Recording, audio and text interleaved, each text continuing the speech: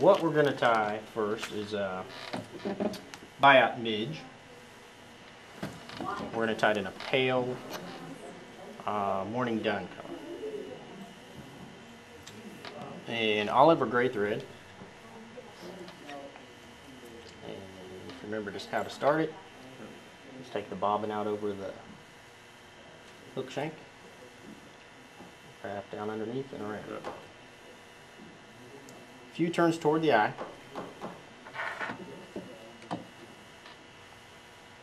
And just wrap back over what you just wrapped.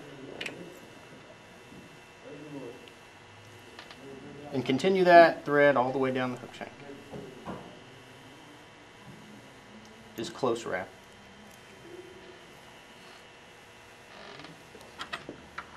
Then trim your thread. And we need a biot. This is a turkey biot. And we're going to tie this in from the tip, the small end. Right at the back of the hook shank, where your thread is.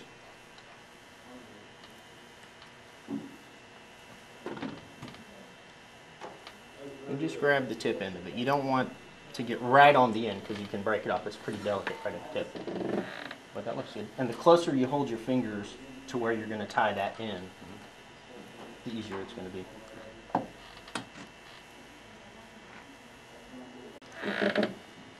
And wrap back. You want your thread wrapped back so that it hangs down about even with the bar above the hook. If you can get it back that far. That'll start the body at the right spot at the back. Alright. Now we're going to bring our thread forward. Just quickly. You don't have to close wrap this time, but just about 2/3 of the way up the hook shank.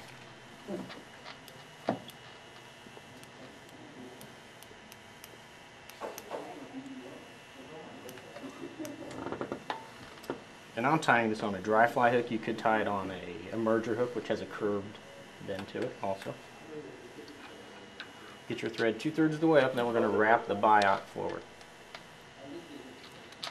And just carefully wrap that. Keeping kind of an even tension on it.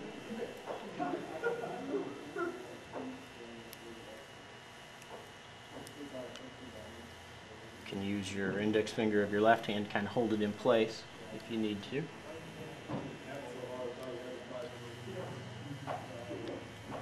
Just wrap it around the channel. Just wrap it around. You're not really building it up any, you're just bringing it forward.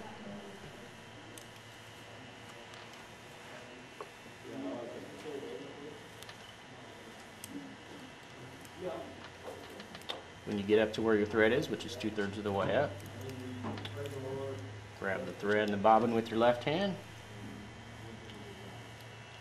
and wrap the material in place.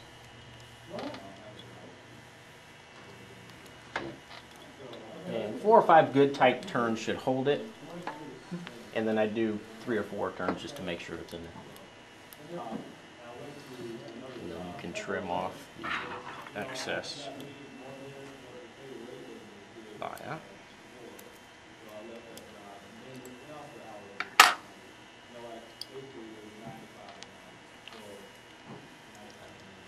And if you want, you can make a few more turns just to kind of tie down any loose ends that you couldn't trim.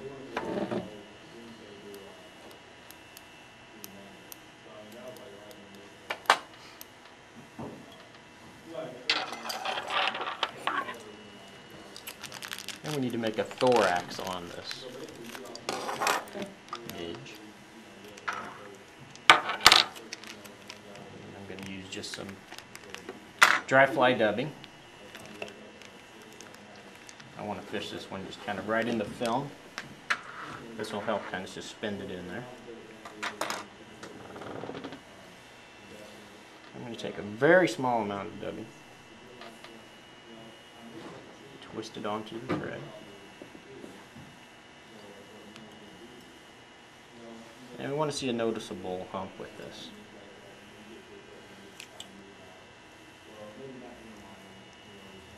And you don't have to build it all in one piece as you go forward. You can go back and forth. That's about all you're trying to make. If you wanted something a little more sparkly, you could use like an ice dubbing or a prism dub that a little tighter. The tighter you can get the dubbing onto the thread, the better shape you're going to have. You're just building it right up on the front third. Leave enough room to tie another piece of material and wrap a little hat. We're going to use a partridge feather for the soft hackle collar on this. And most of these are going to be tied size 18s and smaller, especially if you're trying to imitate a midge pupa. A mayfly nymph or emerger you could tie a little bigger. But what I'm going to do is tie this in from the tip of the feather.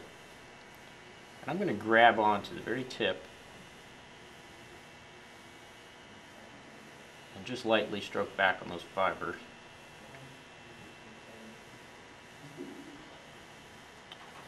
So you have something that looks like that. And in that separation is actually where we're going to wrap our thread to tie it down.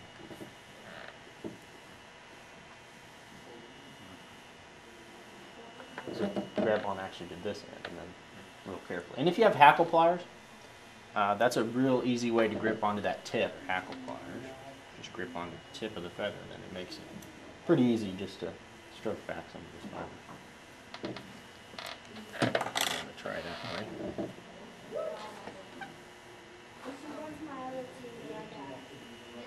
I'm going to hold on to that partridge feather right behind where I separated it.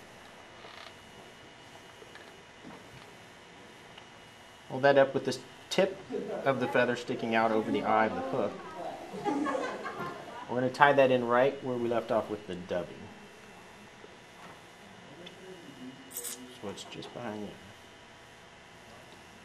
Several turns. So what's up? Hanging. Make sure you have that tied in there nice and tight, and you can trim out the tip that's sticking out over there. You can use your index finger to kind of pull back on the thread if it gets in the way, especially if you tie that off on the underside.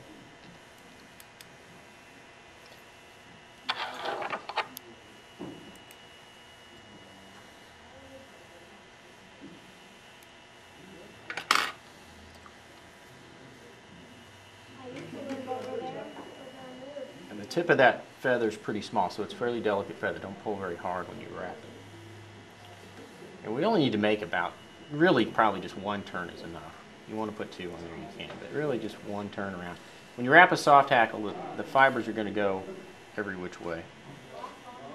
That's okay.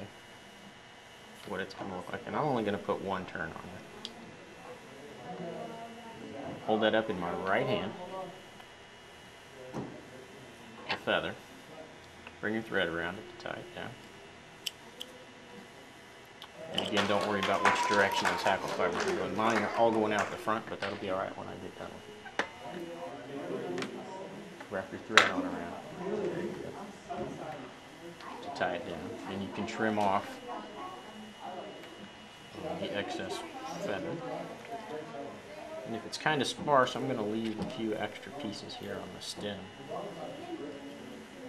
Mine is kind of sparse. Trim.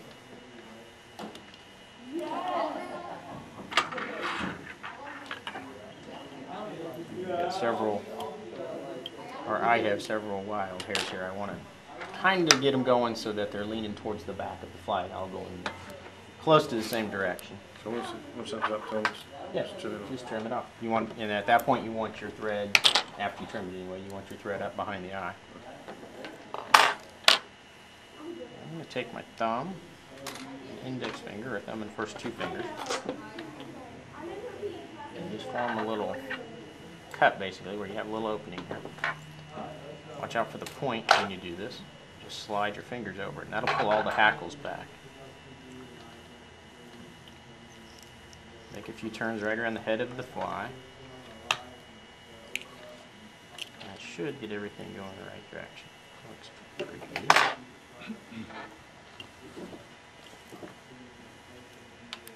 And we're ready to whip finish.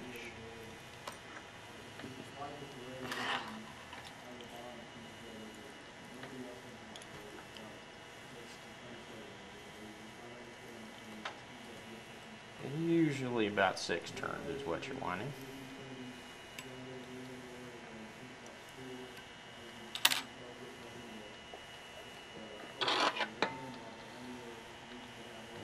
Trim the thread. Okay. That is a pale olive Biot Emerger. Would work good as a midge pupa emerger in smaller sizes, say 18 or smaller, or mayfly emerger in a smaller or a little bit bigger size. And you can tie them in any color, really.